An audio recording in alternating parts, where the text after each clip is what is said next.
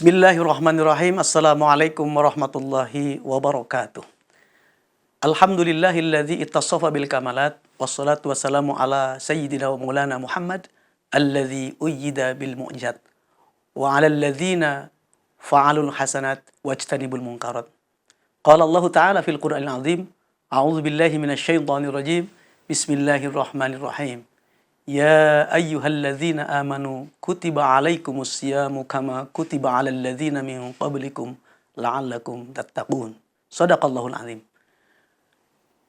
Pemirsa yang dirahmati Allah Subhanahu wa taala, pada kesempatan kali ini kita mencoba mengkaji bahwa beberapa hari lagi kita akan memasuki dan melaksanakan ibadah puasa. Oleh karenanya, dalam kesempatan kali ini, kita akan mengkaji makna dari ayat yang sangat sudah masyhur di lisan para sekalian. Bahwa, Ya ayyuhalladzina amanu kutiba alaikumusiyam. Nah, kata kutiba di sini, ya, ini sudah tidak asing. Bahkan secara leksikal bahasa Arab pun sudah pada mengerti makna kutiba. Ya. Namun pada kesempatan kali ini yang perlu kita cermati, bahwa puasa ini, puasa Ramadan, mengapa menggunakan kata-kata kutiba? Ya. Kutiba di sini ada yang maknanya, pertama adalah aifurido, diwajibkan. Ya. Kalau yang makna diwajibkan ini, kita sudah paham semua. Namun makna yang kedua, kutiba ini secara arti makna daripada pentafsirannya, pertama adalah secara arti bahasa, itu dicatat atau ditulis. Oleh karenanya, sesungguhnya siam di sini, puasa itu sendiri, bahwa yang nanti akan melaksanakan puasa, itu secara listing oleh Allah Subhanahu wa taala sebenarnya sudah tertuliskan. Maka di sini kita kadang di jalan, bahkan dimanapun, menemui orang-orang yang tidak berpuasa, itu janganlah kita heran. Ya. Dan janganlah kita ini mungkin ambil reaksi bagaimana. Nggak usah. Karena apa? Makna kutiba ini berlaku bagi setiap orang yang ditakdirkan oleh Allah, dilisting oleh Allah, tercatat menjadi orang-orang yang bisa berpuasa di bulan Ramadan. Maka bukanlah kebetulan, bukanlah semacam apa yang kita bayangkan. Karena orang yang berpuasa di bulan Ramadan itu sudah ada dalam catatan Allah Subhanahu wa taala. Walaupun secara fikih, ya, kalau kita kajian fikihnya melihat bahwa orang yang boleh tidak berpuasa, ya, bahkan dilarang berpuasa Ramadan, ya, itu secara fikih diatur. Maka kita lihat ketika kita melihat kajian ilmu fikih di sana, orang yang boleh tidak puasa, pertama adalah anak kecil. Karena apa? Itu belum masuk dalam usia akil balik. Ya. Jadi kalau ada orang yang nggak puasa, kita lihat umurnya dulu. Apakah dia anak kecil secara umur?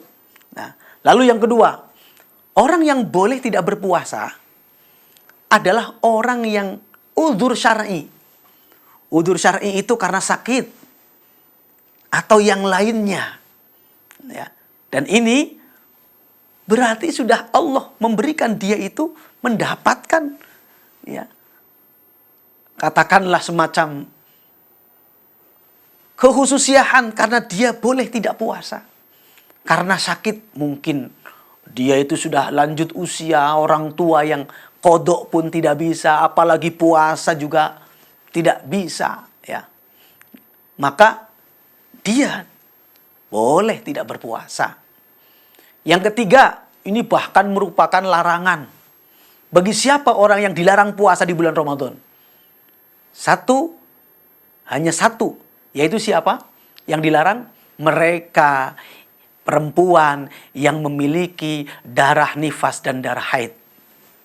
Nah, ini dilarang. Kalau dia maksa, malah terkena hukum dosa. Nah, maka kutiba di sini ini maknanya luar biasa.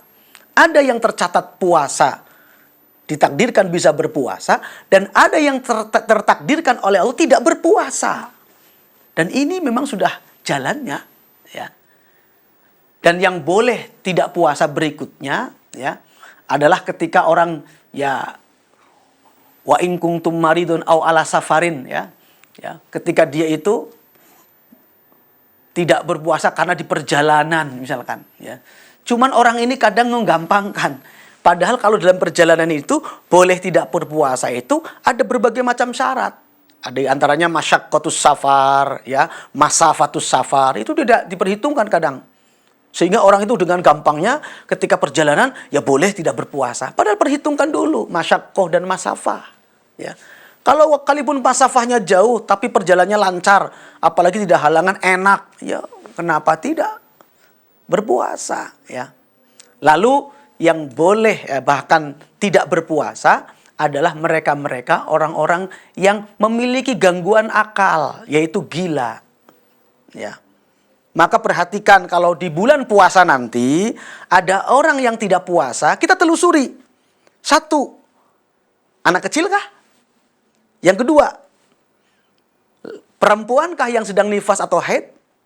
Atau yang ketiga, mungkin dia itu sakit ataupun apa, udzur syariat?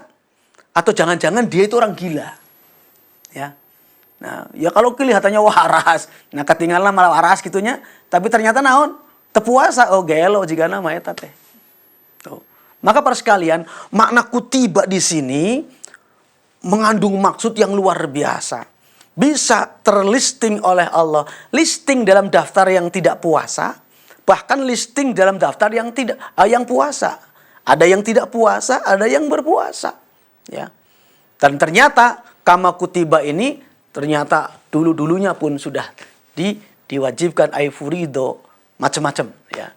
Demikian para sekalian, mudah-mudahan ada manfaatnya. Wallahul muwaffiq ila aqwamit thoriq. Wassalamualaikum warahmatullahi wabarakatuh.